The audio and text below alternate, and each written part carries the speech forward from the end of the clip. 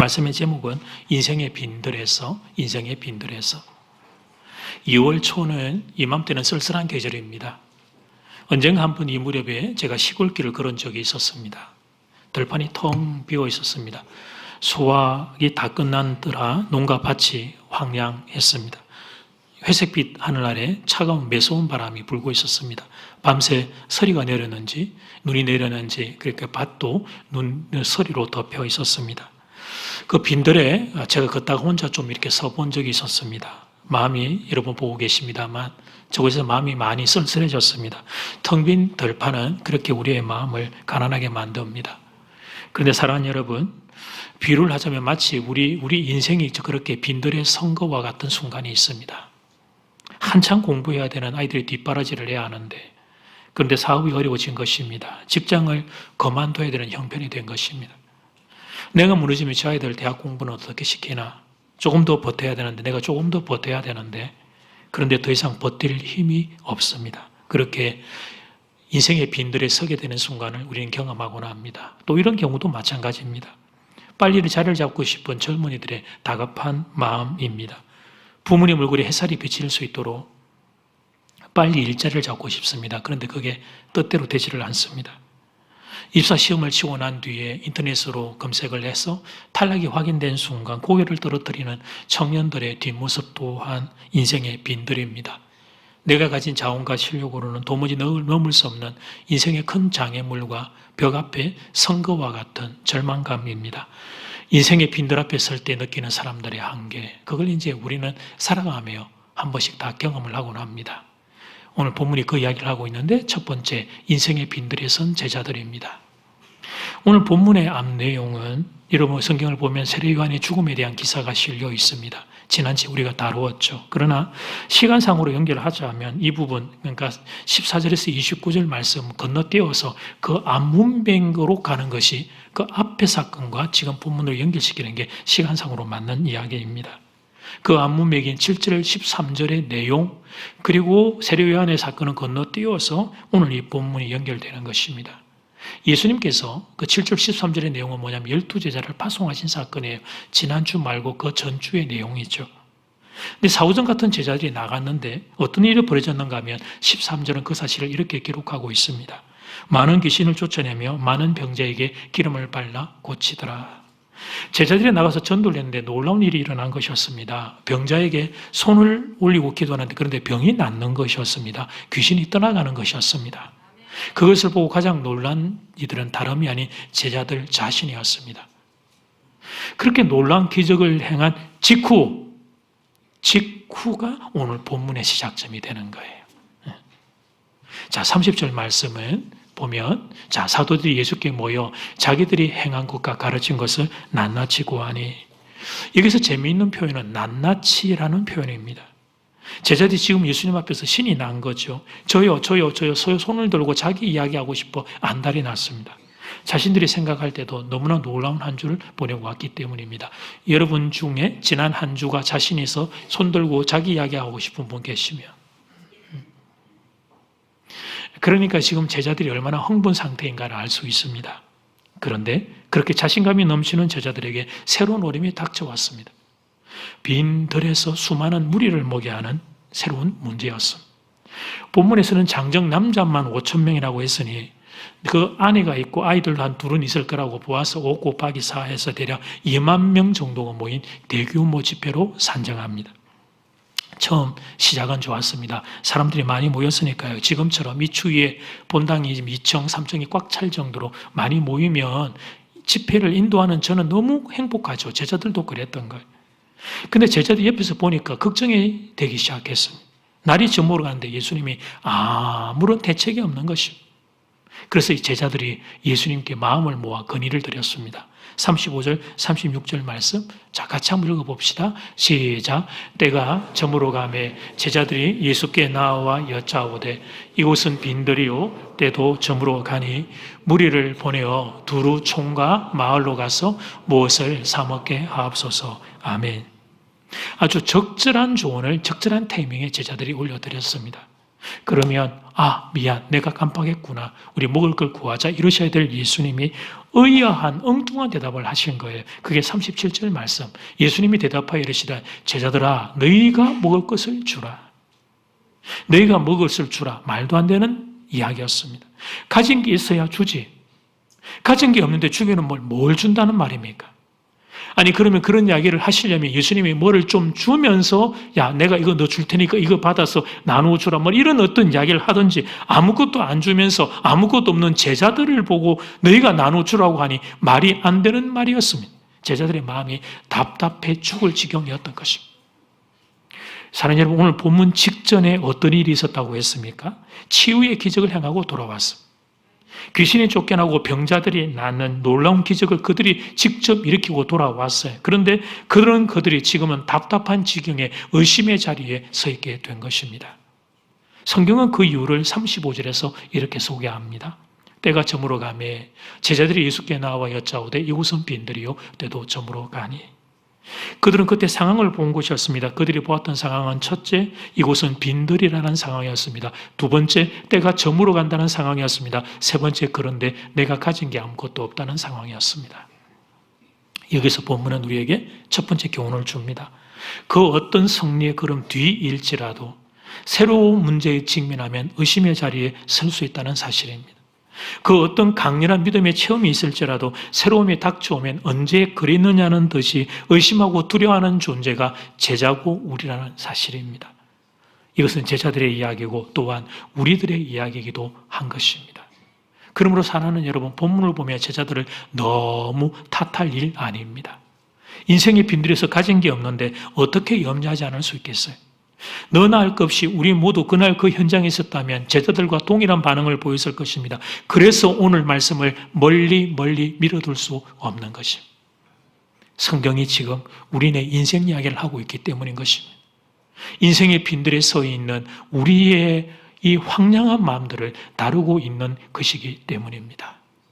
자, 이제 두 번째, 그러나 축복의 통로로 사십시오. 시작.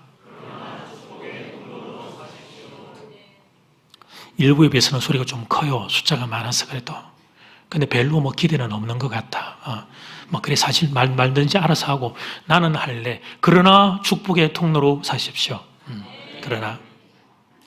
근데 여러분, 이런 제자들에게, 인생의 들판에 서 있는 제자들에게, 황량한 가슴으로 있는 제자들에게 예수님이 부담이 되는 말씀을 하셨습니다. 자기 인생도 지금 감당이 안 되는 제자들에게 야, 너희가 사람들을 먹을 것을 챙겨주라고 말씀하신 것입니다. 그 일은 여러분 우리가 이렇게 멀리 서서 제3자 입장에서 볼 때 예수님이 혼자 하시는 게 훨씬 더 효율적이고 쉬울 것 같습니다. 사오정 같은 제자들 변명하고 계산하기 바쁘고 불평하고 이래서 안 되고 저래서 안 되고 이런 제자들하고 함께 일하면 그거 얼마나 번거롭고 귀찮겠어요. 그런데 이 사오정 같은 제자들에게 그 일을 시키고 예수님이 동력을 하려고 하시는 겁니다. 신학적으로 보면 오늘 본문은 구약에서 출애굽 당시 이스라엘 백성을 먹으셨던 만나 메추라기로 백성을 먹이셨던 창조주 하나님의 재현입니다. 구약에서 만나와 메추라기를 내려주신 하나님, 그것은 무엇이냐면 천지를 창조하시고 천지를 운행하시며 당신의 백성을 먹이신 하나님, 그 선하신 하나님, 우리 하나님이라는 걸 보여주는 것입니다.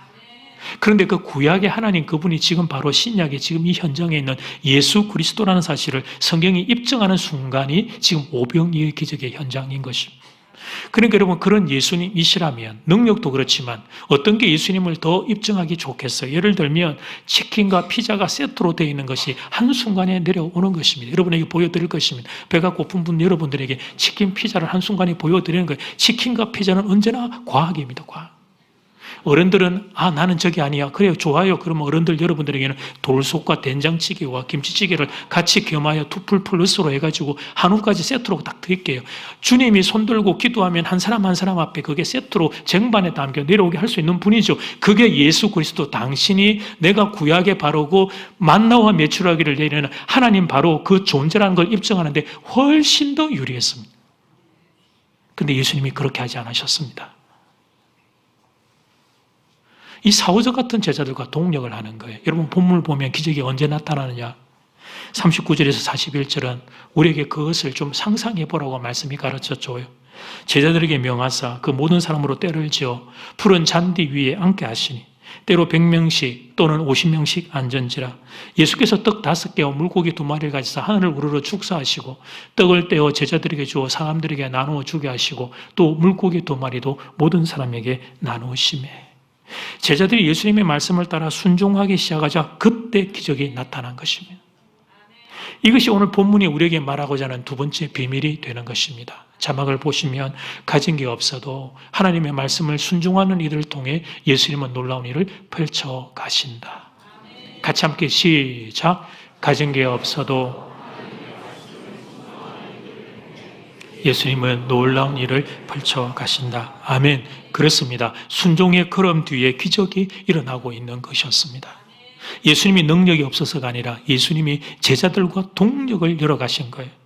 여러분 37절과 41절은 대조가 돼요. 37절에서 예수님이 말씀하셨죠. 너희가 먹을 걸 좀 주어라. 제자들이 못합니다. No. 안 됩니다, 예수님. 근데 41절에서 보니까 못한다고 했던 제자들이 떡을 나누어 주고 있는 것입니다. 못한다고 했는데 분명히 안 된다고 생각했는데 예수님께 순종을 하다가 보니 자기들이 글쎄 그 떡을 나누어 주는 기적의 현장에 있는 것이었습니다. 놀라운 일이었습니다. 자신들의 손이 그 기적을 일으키는 기적의 도구, 기적의 통로가 되고 있는 것이었습니다. 오병이어 기적의 그림인데요. 제가 이 그림을 선택한 이유는 해가 뉘엿뉘엿 넘어가고 있는, 사실은 제가 상상할 때는 저보다 더 좀 어둠이 짙게 드리워져 있는 순간이었을 것이라고 봐요. 근데 그곳에서 빈들에서 어두워가는 저 어두운 저녁에 제자들이 예수님께 순종하여 기적의 주인공이 되는 경험을 했던 것입니다. 사는 여러분, 순종은 기적을 가져옵니다. 순종은 하나님의 것을 끌어오는 통로임. 하나님은 누구를 사용하십니까? 그렇습니다. 순종하는 사람을 사용하십니다. 잘난 사람, 똑똑한 사람? 아니요. 순종하는 사람을 사용하십니다. 순종하는 사람들 중에 잘난 사람과 똑똑한 사람이 있는 것이지. 그러면 하나님은 왜 이런 방법을 사용하시는 걸까? 두 가지 이유가 있습니다. 첫째, 그 사람이 예수님을 경험하게 하는 것이요. 예수님의 말씀을 따라 내가 순종을 했을 때 그때 기적을 경험함으로 예수님 살아계시는구나, 이 예수님 정말 진짜구나, 이걸 경험하게 하는 것이. 두 번째 이유는 그 사람의 생애가 축복의 통로로 쓰임받기를 원하는 것입니다. 한 번 사는 인생 죽음의 통로가 아니라 축복의 통로가 되기를 원하는 거예요. 그래서 예수님이 지금 이 제자들과 함께 동력을 하고 계신 것이었습니다. 부모님께 질문 드립니다. 여러분은 여러분의 자녀들의 인생을 향하여 어떤 기대와 소망을 가지고 계십니까? 여러분의 자녀가 축복의 통로가 되는 기대와 소망을 가지고 계신 줄 믿습니다. 그렇게 되기를 축복합니다. 그런데 주님은 여러분의 자녀만 아니라 여기 있는 여러분도 축복의 통로가 되기를 원하고 계신 것입니다. 그러므로 사랑하는 여러분, 예수님이 함께 일하자고 부탁하실 때 그때 순종하는 것이 중요합니다. 야, 다른 사람을 좀 돕자. 교회에서 봉사 좀 안 할래? 예수님께서 우리에게 말씀하시고 마음을 두드릴 때 순종하는 게 중요한 거예요. 내가 가진 것 작아도 괜찮습니다. 예수님은 어린아이의 도시락 5병2어를 가지고 장정만 5,000명을 먹이는 분이십니다. 나의 작은 것을 가지고도 기적을 일으킬 수 있는 분이십니다. 중요한 것은 예수님이 나에게 감동을 주실 때, 내게 같이 일하자고 하실 때, 같이 좀 섬기자고 하실 때 내가 순종할 수 있느냐? 이게 성부처가 되는 것입니다. 이런 경우 주로 우리의 변명은 이런 것입니다. 내게 있는 이 작은 게 무슨 도움이 되겠습니까? 나 같은 인생에 주님이 교회에 도움이 되겠어? 여러분, 이 동일 사건이 기록되는 요한복음 6장을 찾아가 보면 오병이어를 어린아이의 도시락이라고 성경은 기록하고 있습니다. 그런데 사랑하는 여러분, 그날 그 현장에 도시락을 가지고 있는 이가, 여러분 이 도시락을 들고 있는 이가 어린아이 한 명뿐이었을까? 물론 성경에는 가타부타 이야기하지 않아서 진리는 알 수 없어요. 그러나 상상을 해보면 저는 도시락을 가지고 있는 다른 사람들도 있었을 거라고 봅니다. 그런데 그 소년만 도시락을 내놓은 거예요. 어린아이의 도시락입니다. 여러분, 이 도시락을 내놓을 때 이 어린아이의 마음은 뭘까요? 이 뒤에 스토리를 다 아는 거예요. 이게 오병이의 기적이 되고 이게 내가 그 주인공이 된다, 이런 생각을 했던 그런 게 아닙니다. 이거 나 먹으라고 아빠 엄마가 주셨는데 내가 가만 보니까 오늘 예수님 너무 힘드신 것 같다, 설교하시느라고. 이거 예수님이라도 드시게 해드려야 되겠다. 그리고 내놓은 것입니다. 그런데 그 어린아이 도시락 그 작은 것이 오병이의 기적을 일으키는 축복의 통로가 된 것이었습니다. 사랑하는 여러분, 오늘 말씀의 첫 번째 단락의 주제는 빈들에 서 있는 인생이었습니다. 그래서 여러분, 이게 말씀을 듣는데도 여러분의 마음이 함께 황량해질 정도로 첫 번째 단락의 말씀을 전할 때 여러분들의 마음 상태가 많이 황량했어요. 근데 여러분, 얼마나 많은 인생들이 빈들에 서 있는지 몰라요. 우리도 다 사실은 그런 사람들이 괜찮은 것처럼 이 자리에 앉아있지만 우리도 다 가슴이 떨리는 사람들입니다. 다른 이에게 말을 하지 못할 뿐 우리는 우리 안에 다 마음의 상처와 눈물과 얼룩진 눈물들의 흔적을 다 가지고 있어요. 여러분, 사람은 최소한 두 가지는 자신할 수 없어요. 사실 자신할 수 없는 게 더 많은데 우리 인생길에 최소한 두 가지는 자신할 수 없어요. 첫 번째는 건강입니다. 나이가 들면 건강에 문제가 생깁니다. 천하 어떤 인생도 60이 넘었으면 죄송하지만 안 됩니다, 여러분. 예. 60이 넘어서신 분들 언제가 최상의 컨디션이냐? 오늘입니다, 오늘. 예. 내일은 조금 더 기울어지고 그 다음 날은 조금 더 기울어지는 거예요. 근데 몸이 아프면요, 마음이 함께 우울해져요. 많이 좀 불편할 때는요, 내 주변 가족들에게 짐이 될 것 같아서 그만 내 인생 그만두면 좋겠다, 그런 생각이 들기도 합니다. 몸과 마음이 많이 아프면 그래요. 그런데 우리는 다 그 길을 갑니다. 두 번째의 주제는 자녀 문제입니다. 자녀들이 아프거나 자녀들이 방황하면 지켜보는 부모는 죽을 것 같습니다. 가슴이 찢어져요. 자녀들이 몸이 아플 때도 부모는 죽을 것 같지만 자녀들이 마음이 아파서 자녀들이 방황하면 지켜보는 부모는 가슴이 깨어지는 것 같아요. 그런데 우리 중에 이 건강과 자녀 이 두 가지 문제에서 자유로운 사람은 아무도 없어요.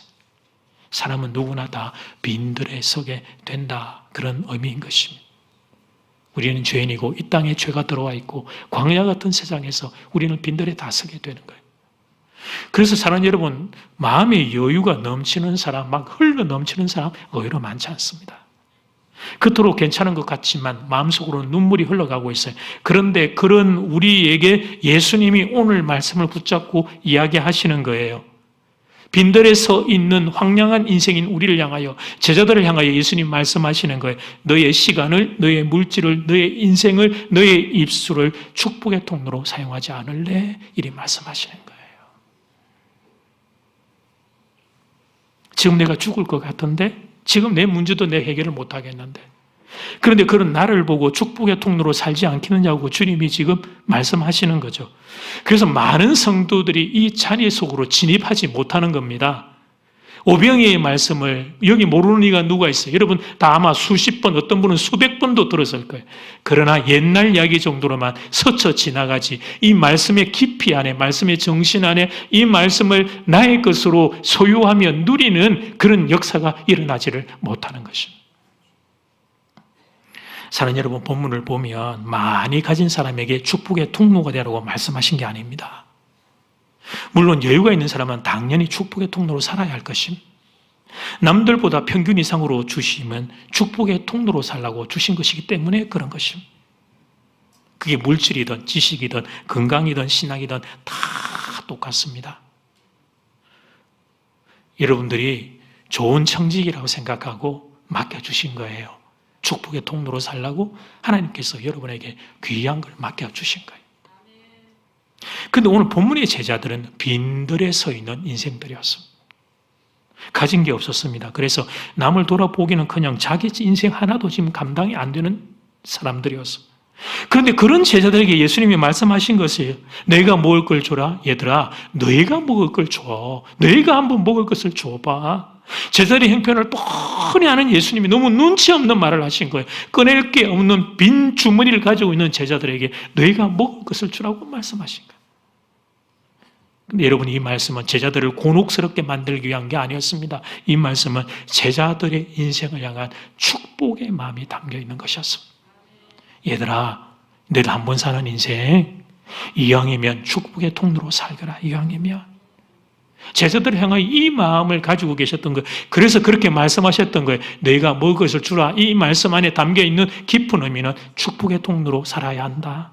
그리고 그래서 기적을 일으키는 방법 또한 제자들과의 동력을 선택하셨던 거죠. 주님의 말씀에 순종해 살아갈 때 우리가 축복의 통로가 될 때 그때 그 기쁨이 무엇인지를 경험하게 해 주셨던 것입니다. 우울증에 걸리면 회복에 오랜 시간이 걸립니다. 그래서 우울증이든 공황장애든 이게 정세가 심할 때는 혼자 좀 쉬는 그런 시간이 필요합니다. 여러분, 동물도 많이 아프면 자기들 동굴 속에 들어가서 일정 시간 나오지 않아요. 이게 좀 치유가 될 때까지. 그래서 마음이 아픈 분들도 그런 시간을 배려해 줘야 합니다.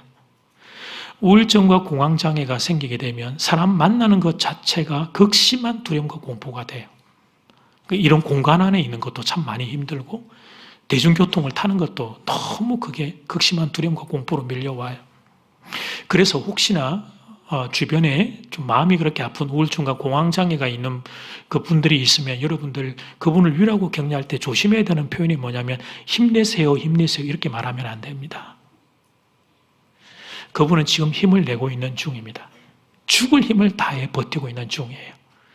그러므로 그런 분들에게 힘을 내라고 하는 것은 정말 그 인생 더 이상 도망갈 데 없게 만드는 것과 똑같기 때문에 기다려줘야 돼요. 기다려주고 그 옆에 그냥 있어주고 기다려주는 사랑이 그때 꼭 필요한 거예요. 그런데 항상 그렇게 살 수만은 없는 거기 때문에 시간이 지나가면 이제 조금씩 회복의 자리로 한 걸음씩 나와야 합니다. 그 좋은 방법 중에 하나가 뭐냐면 도우미의 역할을 한번 해보는 거예요. 자원봉사 이런 거창한 이야기까지 쓰지 말고 적절하게 할 수 있을 정도의 누군가를 도울 수 있는 그런 어떤 일들을 찾아서 내 시간들을 조금씩 들여보는 거예요. 그럴 때 그것은 우울증의 회복에 큰 이제 도움이 되기 시작합니다. 내가 그래도 의미가 있는 존재구나. 내가 그래도 다른 사람 살리는 곳에 내가 조금 쓰임을 받구나라고 하는 이런 기쁨, 이 두 가지가 이제 상호작용을 선하게 일으켜서 그 아프고 상한 마음들이 조금씩 빛이 비쳐 들어가는 일이 일어나는 겁니다. 그래서 예를 들어서 할머니, 할아버지 좀 너무 외로우시면 손주들 갖다가 조금 이렇게 풀로 맡기면 안 되고 그건 보는 거 너무 힘드니까 이렇게 잠깐 아기들과 함께 있음으로써 이제 위로받게 하는 지혜가 필요한 것이죠. 교회 봉사도 좋은 방법입니다. 물론 우리가 교회 봉사를 이런 걸 노리고 하는 것은 아니죠.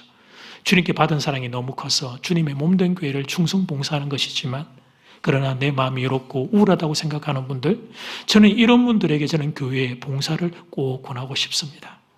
여러 가지 영적인 유익을 얻게 될 것입니다. 무엇보다 내 인생이 사람 살리는 곳에 쓰임받는다는 사실, 이 사실이 주는 감동이 여러분에게 위로가 되고 힘이 될 것입니다. 그래서 저는 여러분을 사람 섬기는 봉사의 자리로 초청하고자 합니다. 그런데 이 초청 앞에 이게 쉽게 아멘이 안 나오는 분들이 계실 거예요. 아무리 이렇게 설교를 해도 마음 가운데 나는 아니에요, 목사님. 나는 부족해요. 목사님이 나 몰라서 그렇지 주중에 내 사는 것 보면 목사님 혀를 찰 거예요. 이런 내가 무슨 교회를 봉사한단 말이에요. 그만한 그릇이 목사님 나는 안 돼요. 나는 아직 멀었어요. 그런 분들에게 제 이야기를 들려드리겠습니다. 주일 아침이 되면 제게는 크게 두 가지 마음이 들어요. 주일 아침에 이제 일찍 일어나면 말씀을 펴놓고 기도하고 묵상하고 그런 제 마음에 크게 두 가지 마음이 들어요. 첫 번째는 오늘 또 이렇게 말씀을 전하는 자리에 세워주신 하나님 앞에 먼저 하나님 감사합니다. 감사를 드립니다. 이 자리가 얼마나 귀한지, 주의 말씀을 받아 전하는 이 설교자의 자리가 얼마나 영광스러운지를 알기 때문에 불러주신 하나님 앞에 감사를 먼저 드립니다. 두 번째, 그런데 그러기에는 이 귀한 자리 앞에 서 있는 제가 너무나 부족한 종인 것입니다. 이 귀한 설교의 사역, 제가 조금 더 성령 충만해서 여러분을 잘 섬기면 좋겠는데, 그래서 제가 말씀 전할 때 여러분 모두 예수 그리스도를 만나는 그런 제가 통로가 되면 좋겠는데, 제가 그런데 그러기에는 많이 부족한 것입니다. 하나님한테 죄송하고 여러분에게 미안합니다. 미안한 마음이 저에게 가득입니다. 그런데 사랑하는 여러분이 이런 종을 하나님이 사용하시는 것입니다. 마른 막대기와 같고 타다 남은 재와 같은 저를 하나님이 사용하시는 것입니다. 그러므로 여러분도 하나님께 쓰임받을 수 있습니다. 사랑하는 여러분, 저는 깨어진 인생입니다. 두 아들을 하늘나라로 먼저 떠나보낸 깨어진 인생입니다. 이런 인생이 하나님의 도구로 쓰임을 받고 있는 것입니다. 그러므로 여러분의 인생은 충분히 가능합니다. 저보다 더 귀하게 쓰임받을 수 있습니다. 그러므로 오늘 말씀에 아멘 하시기를 바랍니다. 아멘 하시기를 바랍니다. 아멘 하시기를 축복합니다. 그리고 축복의 통로로 사는 것에 대하여 꿈꾸고 기대하고 생각하고 기도하는 마음이 있기를 축복합니다. 그래서 여러분, 한 번 사는 여러분의 인생, 한 번 사는 여러분의 인생이 축복의 통로로 쓰임받게 되기를, 여러분의 입술이, 여러분의 눈빛이, 여러분의 손길이, 여러분의 몸 동작이, 여러분의 인생 전체가 사람 아프게 하는 죽음의 통로로 쓰이는 것이 아니라 여러분의 인생이 생명과 축복의 통로로 쓰임받게 되기를 주의 이름으로 축복합니다. 결론입니다. 제가 과거 서울에서 청년사역을 할 때 남녀 두 청년이, 그 공동체 안에 두 청년이 만나서 이제 한 가정을 이루었습니다. 부산 우리 교회도 많이 커플이 나와서 감사한데, 서울에서도 이제 제가 이제 사역을 하면 이제 커플들이 이렇게 이루어졌어요. 이 가정은 이제 결혼 13년, 14년 차인데 이맘때가 결혼 기념일입니다. 결혼 기념일이 되면 해마다 한 100만 원, 200만 원 정도를 서울에서 보내옵니다. 어떤 경우는 연초에 직접 그 가정의 아이들 데리고 오기도 해요. 목사님한테 신년 인사한다고 주말에 와서 인사하고 그 봉투를 내놓고 가기도 하고, 못 오면 올해는 못 왔어요. 그래서 전화를 하고 저에게 이제 보내주었는데, 청년 때 저에게 받았던 그 사랑을 자기들이 갖고 싶다고 그렇게 보내옵니다. 그래서 그동안 장학금금, 구정금으로 사용했고, 우리가 이전에 사랑의 국수 그거 할 때는 국수도 이렇게 보내주기도 하고, 그렇게 코로나 때는 마스크도 보내주기도 하고 했던 가정인데, 올해도 이제 저하고 통화를 한 다음에 100만 원을 보내와서 그걸 받아서 이제 장학금금으로 사용할 예정입니다. 그 가정의 자녀가 2명입니다. 이제 중학생 되는 아이, 그리고 초등학생 이제 고학년. 한창 돈 들어갈 때가 많을 그런 때입니다. 사춘기 또 아이들이기도 하고. 그래서 제가 너희들 이제 그만해도 된다, 제가 그랬습니다. 그런데 할 수 있을 때까지 자기들이 하고 싶다고 말을 합니다. 무엇보다 이번에 전화한 건 자매였는데, 목사님, 제가 하고 싶어도 남편이 안 된다 그러면 우리 못 하잖아요. 근데 저하고 남편이 마음이 하나가 되어서 이렇게 할 수 있다는 게 얼마나 감사한지 모르겠어요. 이렇게 섬길 수 있어서 얼마나 감사한지 모르겠어요. 그렇게 말을 했습니다. 전화가 끝나고 난 뒤에 제가 이 사람들을 축복하며 기도했습니다.